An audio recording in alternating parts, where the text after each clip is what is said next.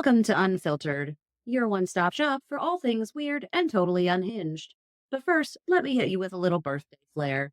That's right, it's my friggin' birthday, and we're celebrating the way we know best, being unapologetically chaotic.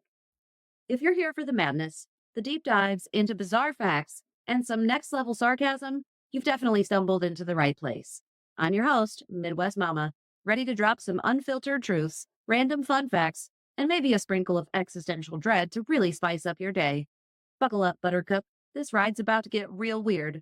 If you're not already subscribed, what are you even doing with your life? Smash that button, drop a review, and come find me on social media. Let's keep this train wreck rolling. Now, let's get into it. March 27th, 1799. The Rosetta Stone, humanity's biggest cheat code.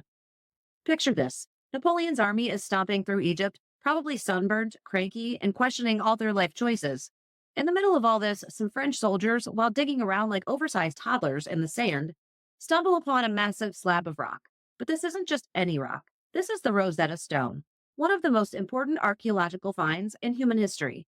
At first glance, it just looks like an ancient to-do list written in 3 different scripts: Greek, Demotic, and Egyptian hieroglyphics. But what those dusty soldiers didn't realize is that they just found the key to unlocking an entire civilization. Before this, scholars looked at Egyptian tombs and inscriptions like they were staring at an ancient alien instruction manual. Lots of squiggles, no idea what they meant. But this rock, this was the decoder ring for an entire goddamn language. Of course, it wasn't like someone immediately cracked the code. That took decades. Scholars squinted at it, scratched their heads, debated, and probably had multiple existential crises before Jean-Francois Champollion finally deciphered it in 1882. And boom, suddenly we had access to thousands of years of Egyptian history, myths, and government records. We went from, these tombs are sure mysterious, to, holy shit, we can actually read what these people were saying. And let's be honest, if the Rosetta Stone had never been found, we'd still be guessing what half those ancient scribbles meant, making up wild conspiracy theories about aliens writing them. So next time you use Google Translate, tip your hat to the Rosetta Stone, the original translation app, just made of rock. March 28th, 1797. Nathaniel Briggs and his medieval gym membership, aka the first washing machine. Nathaniel Briggs patents the first washing machine, and for a brief moment, humanity takes a small, awkward step towards progress. But don't get too excited. This wasn't some shiny high-tech Samsung model with AI-powered settings and a Wi-Fi connection. This was a wooden drum that you had to crank by hand, like some kind of laundry-themed torture device. Before this, washing clothes meant scrubbing them raw in a freezing cold creek like a peasant in a medieval RPG. So, while Briggs' invention was an upgrade, it was still a full-body workout disguised as technology. Imagine standing there for hours, manually cranking a wooden drum just to get your socks slightly less disgusting.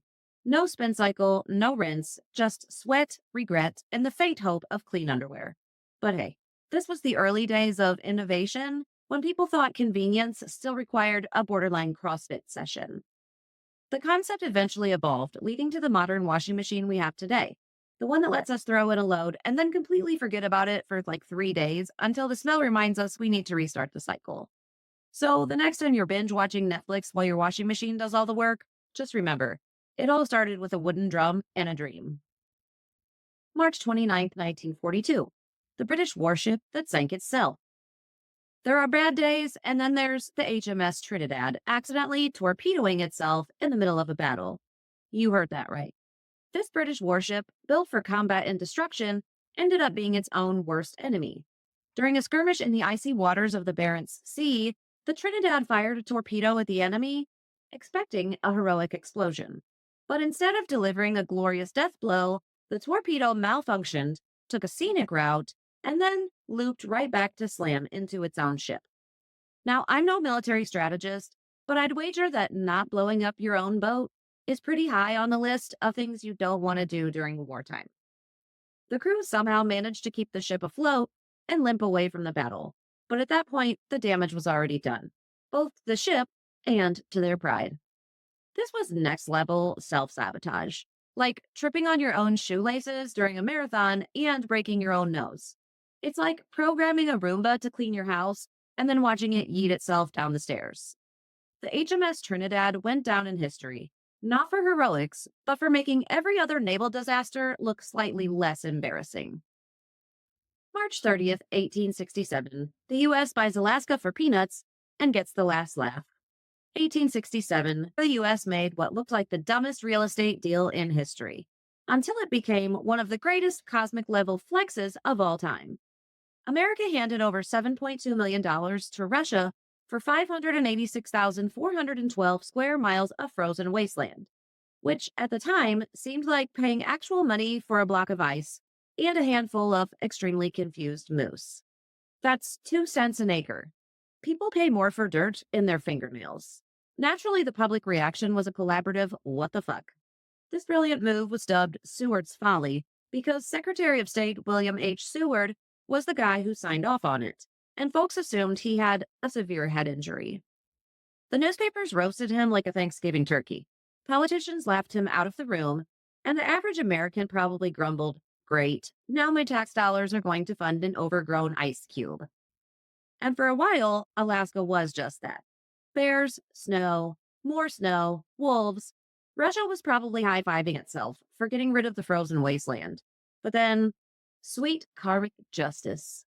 America struck gold, then oil, then a ridiculous amount of natural resources that turned Alaska into a financial gold mine. Suddenly, all those idiots who laughed at Seward had to sit there and choke on their regret, watching the U.S. make billions off land they thought was a bad investment. Today, Alaska is a powerhouse of oil, fishing, and raw, untamed, majestic badassery, while Russia sits there wishing it could time travel and take it all back. But too late, comrade. America won this one. March 31st, 1918. Daylight savings time, humanity's dumbest time warp. The year is 1918. World War I is raging, and someone somewhere had the absolute audacity to suggest that if we all just mess with time itself, we could somehow win the war. The logic? If we pretend the sun sets later, we'll use less energy. Boom. Daylight savings time was born. What actually happened? Pure fucking chaos. People forgot to reset their clocks, entire trains arrived late or early, confusion and rage swept the land as exhausted citizens tried to figure out why they felt like garbage. And yet, despite the sheer buffoonery of it all, we just kept on doing it. Fast forward over a century, and we're all still trapped in this sleep-deprived, time loop hellscape. Every March, we pretend to be shocked when we lose an hour of sleep. And every November, we act like we've been handed the gift of immortality when we get it back. The worst part, the whole saves energy argument, is probably nonsense now. Studies suggest it barely reduces electricity use and instead just makes people cranky, late, and homicidal before their coffee. And yet, we persist. Like lemmings marching off a well-lit cliff, we change our clocks twice a year, as if it makes sense, when in reality, it's just a government-mandated jet lag experiment that never ends. The real kicker? Hawaii and Arizona said, nah, and just don't do it. The rest of us, fucking cowards. April 1st, 1748. Pompeii rises from the ashes again. April Fool's Day, 1748. Some archaeologists are just digging around Naples, probably minding their own business, when bam, they rediscover Pompeii. At first, it probably seemed like a normal excavation. Then they just started finding people, but not just people frozen in time. For 1,669 years, Pompeii had been entombed in volcanic ash. A city hit with nature's most aggressive rage quit when Mount Vesuvius exploded like a hellish pressure cooker in 79 AD. People didn't even have time to escape. They died mid-run, mid-meal, mid-terrified scream. Some clutching their loved ones, others looking like they barely had time to realize they were even doomed. When archaeologists started digging them out, it was like opening the most horrifying time capsule in history. The city was eerily well preserved. Bakeries still had loaves of bread in the ovens, graffiti on the walls cursed out politicians, and human-shaped voids in the ash told stories of people who didn't stand a chance. Today, Pompeii is a tourist hotspot because humans are weird and love disaster tourism, where people walk the same streets that were once covered in fire and brimstone. It's a brutal reminder that nature does not care about your plans. Vesuvius, still active. Scientists say it could blow again at any time. But hey, let's keep building cities near volcanoes. What could go wrong? And finally, April 2nd, 1917, Jeannette Rankin becomes the ultimate political disruptor. Jeanette Rankin didn't just make history, she bulldozed her way into it. As the first woman ever elected to the U.S. House of Representatives, she kicked open the doors of Congress like a one woman revolution in a sensible skirt.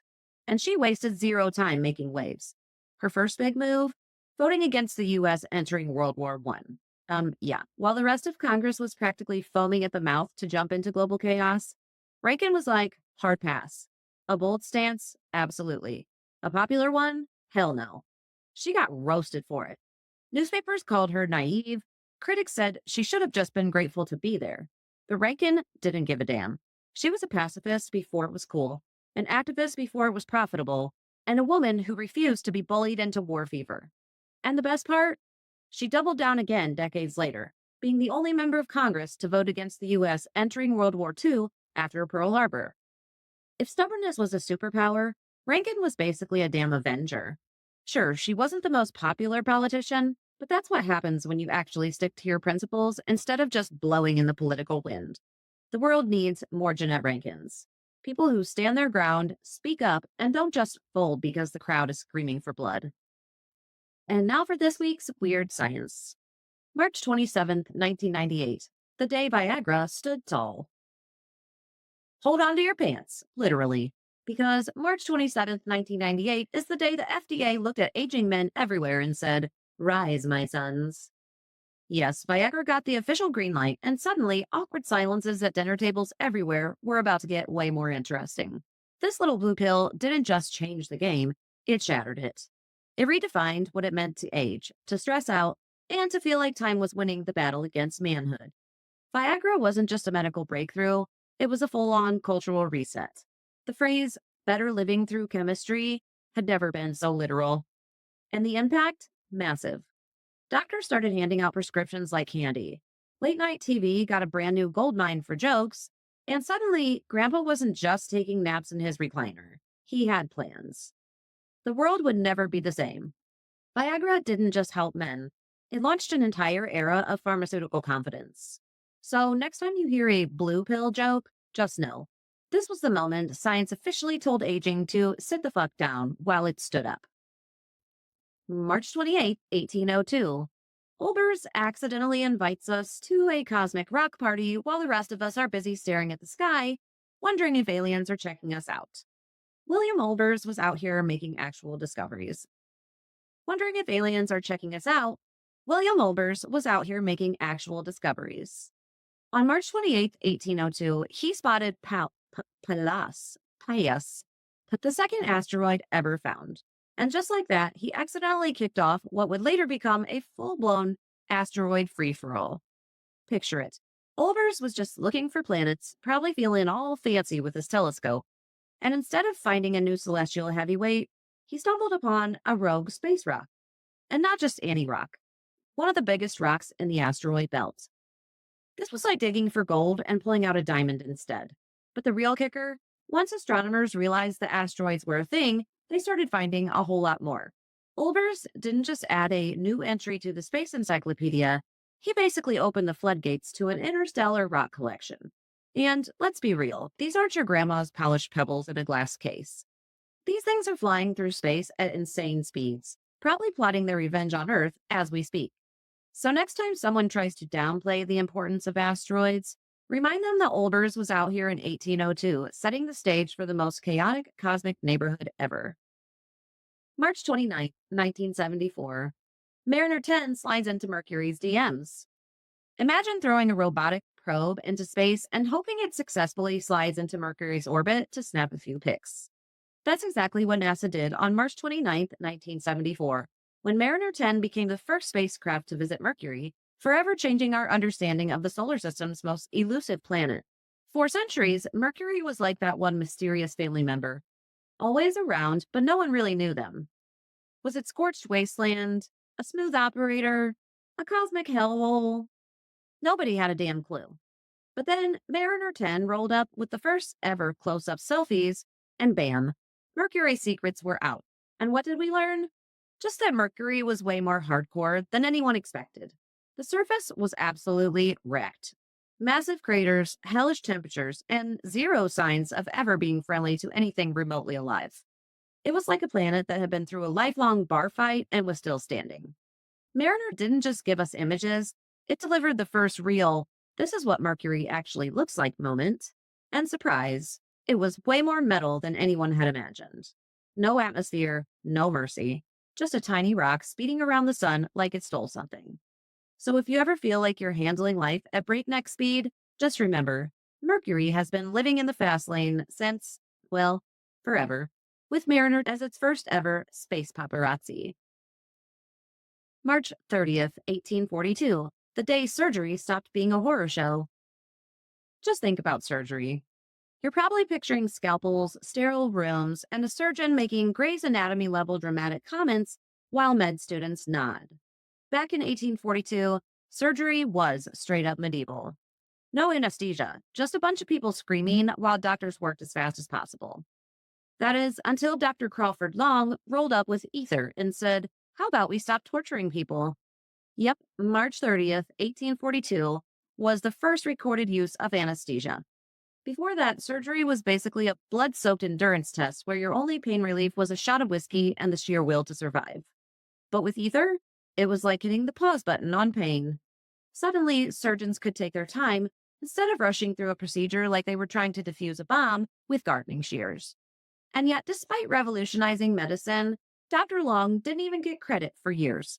Because, of course, a bunch of other scientists had to squabble over who really did it first. Classic academia, where egos fight harder than actual research. But make no mistake, Crawford Long changed the game, turning surgery from an absolute nightmare into something that no longer required a bucket for screams. March 31st, 1932, when Niagara Falls basically became a swan death trap. You ever watch a nature documentary and think, wow, animals have it so peaceful? Yeah, well, March 31st, 1932 said, hold my ice. On this day, a freak weather event turned Niagara Falls into an absolute death zone for over 150 wild swans. These birds were not just gliding through the air like elegant ballerinas, they were flying straight into a frozen apocalypse. The sudden storm flash froze the falls and trapped the swans in a deadly mix of ice, wind, and hypothermia. This wasn't some gentle snowfall scene. It was nature going full villain mode. Imagine flapping along, minding your business, and suddenly you're in the middle of a death blizzard with no way out. If swans could talk, they'd be cussing out the weather gods to this day. But this tragedy did serve a purpose. It raised awareness about how vulnerable migratory birds are to sudden climate disasters. If those swans could haunt us, they'd probably be saying, fix climate change before we all go extinct, you fucking buffoons. April 1st, 1960, the day space became a weatherman. April Fool's Day? More like April Forecast Day, because on April 1st, 1960, weather predictions got their biggest glow up ever with the launch of Tyros-1, the first satellite dedicated to spying on the sky. Before this, meteorologists were basically guessing the weather based on vibes and old farmer wisdom. But once Tyros-1 went up, boom, weather forecasting entered the space age. For the first time ever, we could see storms forming from space instead of just waiting for them to smack us in the face. And did it make a difference? Definitely. Now we could track hurricanes, cold fronts, and rain systems before they hit. No more relying on, oh, Jeb's knee hurts, so a storm must be coming. Science had officially one-upped your grandma's joints. Of course, even with all this technology, people still get caught in the rain without an umbrella. So, thanks, weather apps. You had one job. April 2nd, 1845. The sun's first selfie. For thousands of years, the sun was just that blinding hot ball of fire we weren't supposed to stare at.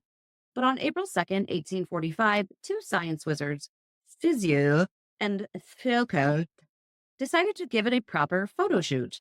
That's right, this was the first ever photograph of the sun. Before this, we knew it was big, hot, and probably judging us, but now we had actual proof.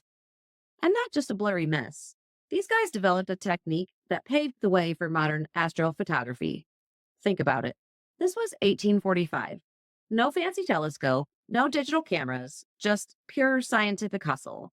Before Fizeau and Foucault, the sun was just something that made you squint and gave you sunburns.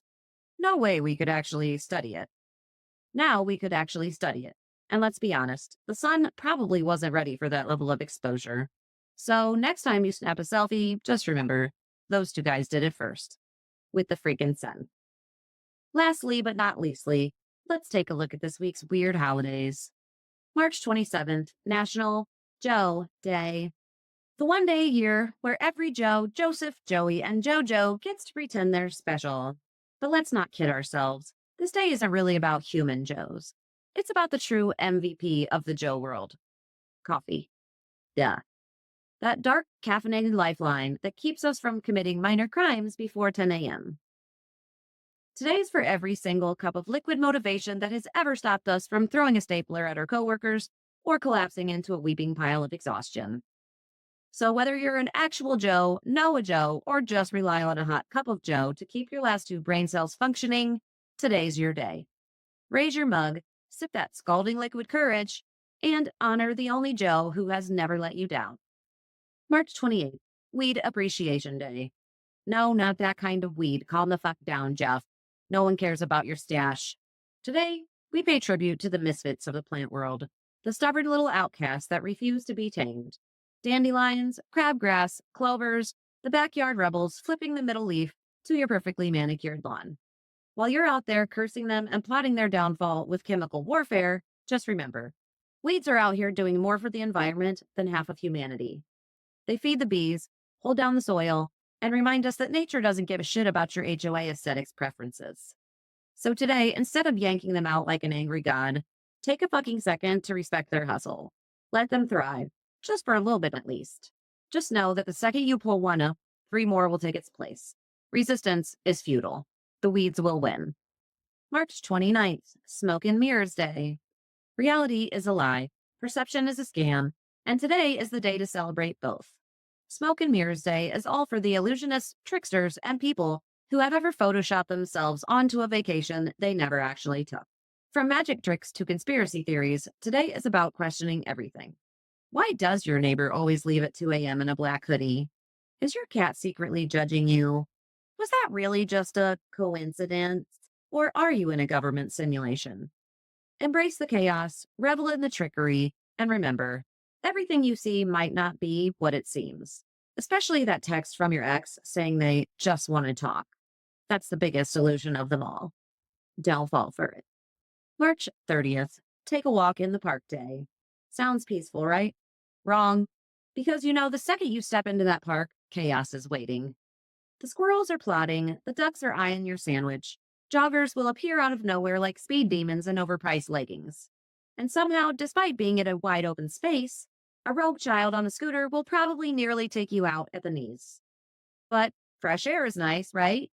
So today, embrace the madness. Stroll like you've got nowhere to be. Dodge the inevitable swarm of gnats or bees, and soak in the natural beauty before you step in something questionable. Nature is unpredictable, but one thing's for sure. Today, we walk. Whether it's a serene moment of reflection or an obstacle course of frisbees, that's up to you. March 31st, National Crayon Day. The humble crayon, the first tool of mass destruction most of us probably ever wielded. Today we honor those waxy little sticks of limitless potential, the ones that turned our childhood walls into abstract masterpieces and our homework into psychedelic nightmares. Remember when your biggest problem in life was whether macaroni and cheese or cerulean was the superior color? Is macaroni and cheese the color of crayon? What the fuck? When breaking a crayon in half didn't mean the end, but instead a strategic power move. Grab that old shoebox of busted nubs and go full Picasso. Color outside the lines. Scribble like you've got something to say. And if someone judges your artistic genius, just remind them that all the greats were misunderstood. Today isn't just about crayons. It's about raw, unhinged, childlike chaos. And if you still have the urge to taste test them, well, no one's going to stop you. April 1st. April Fool's Day, of course. The one day of the year when trust is dead, paranoia runs high, and no text message should be taken at face value. It's like the Super Bowl of deceit, where every amateur prankster dusts off their tired "your shoelace is untied" routine, and corporate America tries to convince us they're releasing pickle-flavored toothpaste. We see through you, Colgate. Whether you're the mastermind of mischief or the unfortunate victim of it, today is a lawless wasteland of fake engagements, sugar salt mix-ups, and people suddenly claiming they're moving to Alaska. Stay sharp, watch your back, double check your coffee for salt. Because today, reality itself is an illusion, and the only thing you can trust is that someone somewhere is plotting against you. So good luck. And finally, we come to April 2nd, my motherfucking birthday, aka the most important day in history. The world didn't just get another person on this day. It got me. And frankly, you should all be grateful. Today isn't just a birthday. It's a national event. The anniversary of the day chaos became slightly more fabulous. This is the day you shower me with praise, gifts, or at the very least, a well-timed meme that makes me laugh so hard I forget that aging is real. No half-assed HBD texts. No weak attempts at pretending this is a fucking celebration. So light a candle, pour a drink, and toast to the unstoppable force that is me. Because if there's one thing this world always needs more of, it's my particular brand of madness. So cheers to me, cheers to this disaster of a planet, and cheers to another year of me making it awkward. Well, guys, that's a wrap on this wild ride through history, science, and some seriously bizarre holidays. From deciphering ancient Egyptian secrets with a giant stone to blowing ourselves up with friendly fire, the past never fails to deliver. So next time you're sipping your coffee on National Joe Day, just remember, the world is full of strange and wild moments, and you're living through one of the weirdest times ever. Catch you next time, where we'll keep digging into the chaos that made us who we are. So stay weird. Oh, and once again, it's my birthday. If you're feeling generous, send me some weird vibes, or even a gift, like a weird holiday card, or maybe a goat. Kidding. Or am I? If you loved this episode, and you know you did, don't forget to subscribe, rate, and review. Your support keeps this madness alive and thriving. If you want more chaos, follow me on Facebook, Instagram, and TikTok for all the latest updates, behind-the-scenes action, and random weirdness you didn't know you needed. Let's make this even bigger, better, and weirder together. Stay strange, stay unfiltered, and as always, stay unapologetically you. Love you, bye!